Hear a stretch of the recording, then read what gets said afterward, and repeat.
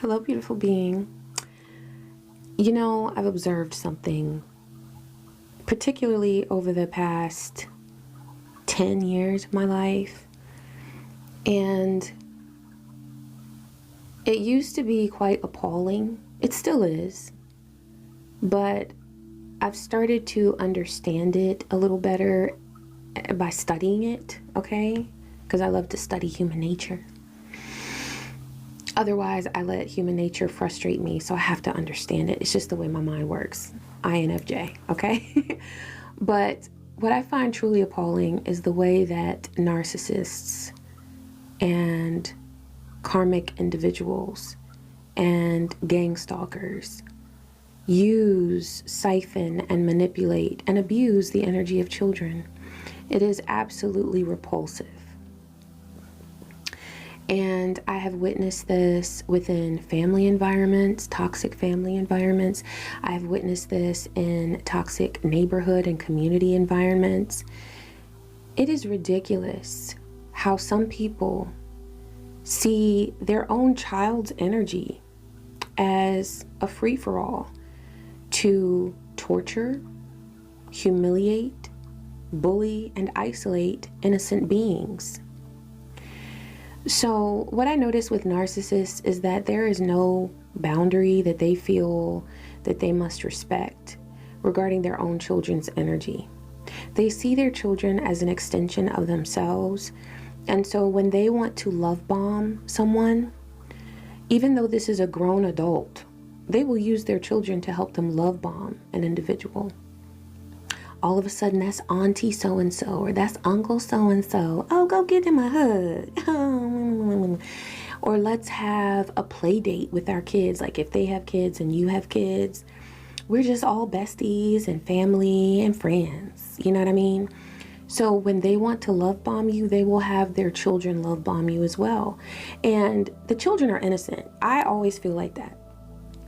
Okay, I always feel that the children are innocent. I never blame the children for this behavior. I feel sorry for them, that they have parents that don't respect their energy enough to allow them to grow and blossom and learn about the world in a healthy way. Instead, they're manipulated and treated as pawns for their toxic desires and toxic relationships. And it's sickening. So when they want to love bomb, they'll use their children to help them love bomb. When they want to devalue someone, all of a sudden you notice that their children are kind of looking at you, you know, they're side-eyeing you, or all of a sudden their kids don't want to play with your kids anymore. What a terrible game to play with young people, right? Teaching them that people, human beings are objects, to be treated however you wish at your whim, like pawns. And what they don't realize, and even if they did realize it, would they care about it? I mean, but a lot of them don't realize that they are setting their own children up for failure. They're setting their own bloodline up for failure, because when their child needs support with their well-being, with their spirituality, with their mental health, and since their parent is a narcissist or is narcissistic, they will certainly need that support.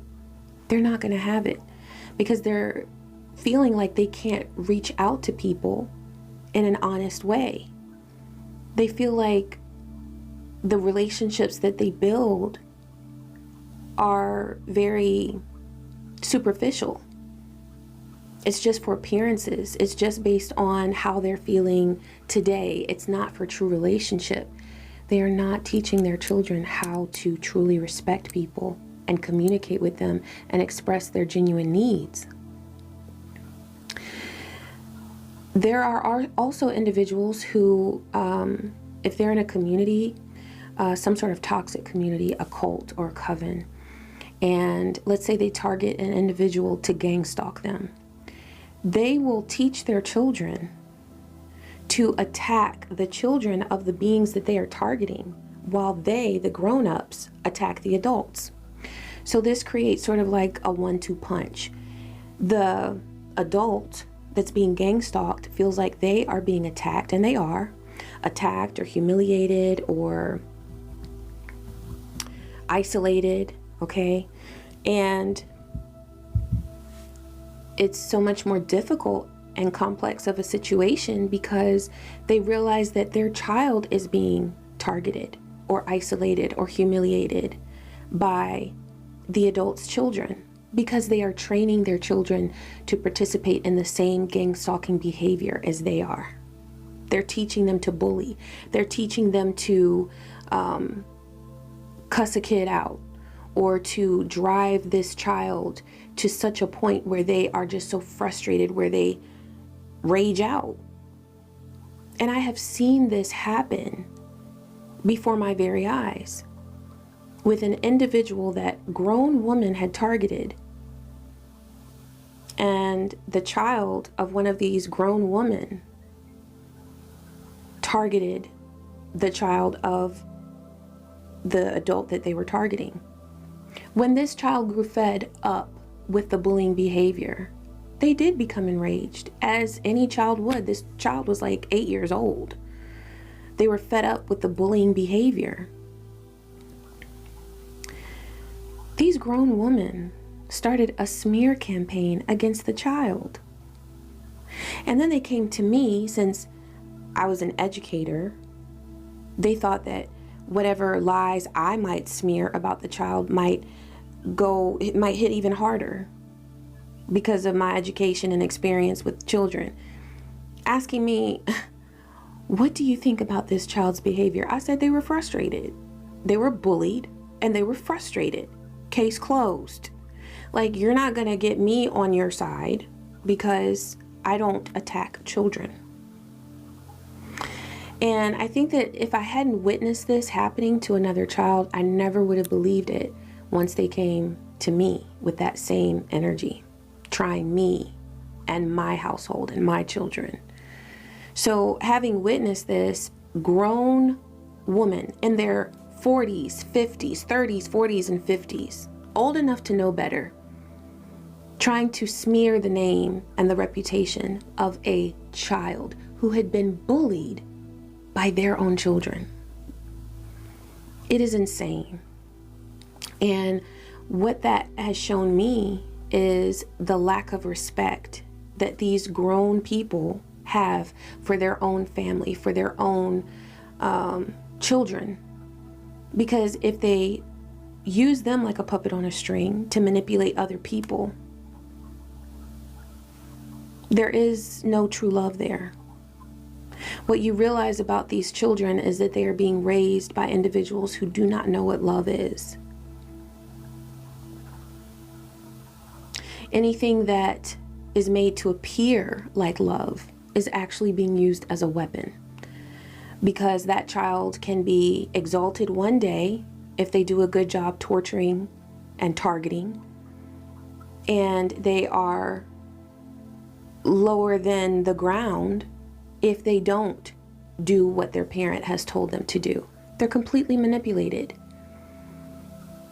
And they do not know what love is. They do not know what respect is. These are narcissists raising narcissists. So if you experience this, whether you witness it or you experience it up close and personal, one thing that I have realized is a really wonderful benefit to going through something like this is having an opportunity to teach our children about empathy. So when they observe someone who's being targeted, helping them to develop the empathy and to process those empathic feelings that they're having about this situation, how they can help that child, how they can support that child, how they can speak up to assist that child. Because it's not just about being kind to them. Sometimes it is about using your voice to defend them, or to tell someone and put them in their place. Hey, don't treat them like that. You're being a bully. You know what I mean? And that's very empowering, because basically what this does is it gives a situation where you're able to teach your child, this is narcissistic behavior. This is low vibe energy. This is what it looks like. This is what an attack looks like or feels like. What can we do to build ourselves up and to also be a source of support for someone who might need it? Because as the child can see, there's somebody there who needs help. And if your child is experiencing this, the main thing to know about these narcissists and gangstalkers is that the energy that they project is always tension, strife, dissension, and isolation and humiliation. So they want to project that to people that they perceive as happy and balanced, because they are so angry that they don't have access, or that they have not gathered their power and their strength to access those same frequencies of peace, harmony, abundance, and happiness. So when they see you living your best life, they want to project their evil towards you so that you embody that fear, that narcissism, that evil, that unhappiness, that petty behavior, and then spread that to the people in your home. That's what they want. So if you notice that they're coming to you with a spirit of tension, then spread peace throughout your home. If you notice that they're trying to isolate your child, bond with your child. Help them to understand that they can, in that moment where they're being isolated, they can either speak up about it, they can connect with someone who will connect with them, or you can connect with them. It really does serve sometimes these situations to help build the bond that you have with your family members. As they are trying to tear everything apart, you just draw closer together. That is the biggest advice that I have. Whatever low vibe frequency they are trying to hit you with and spread throughout your home, spread the opposite.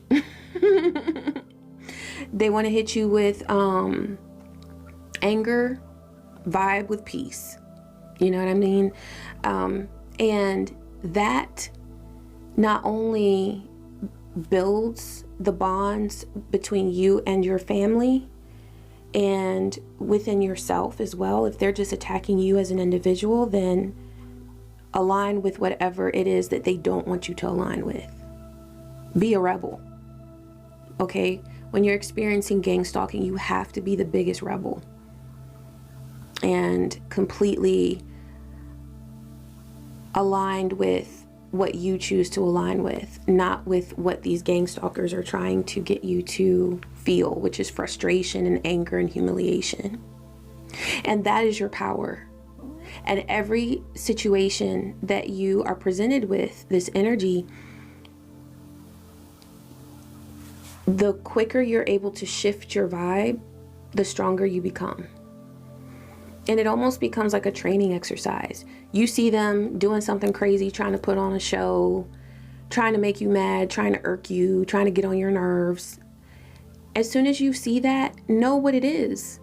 It's an attempt to throw your energy off. How petty.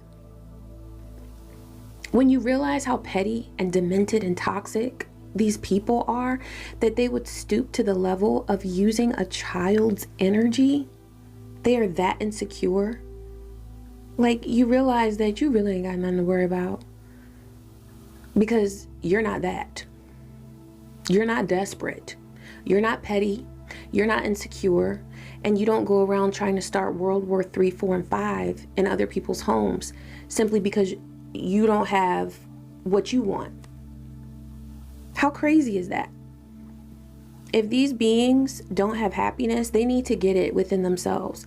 They don't get it by spreading evil towards other people, but they're not bright enough to realize that. They're not intelligent enough to realize how energy works. They end up breaking themselves down as they try to break others down.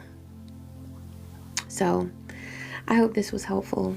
I wish you peace, joy, and many blessings. I love you. Bye.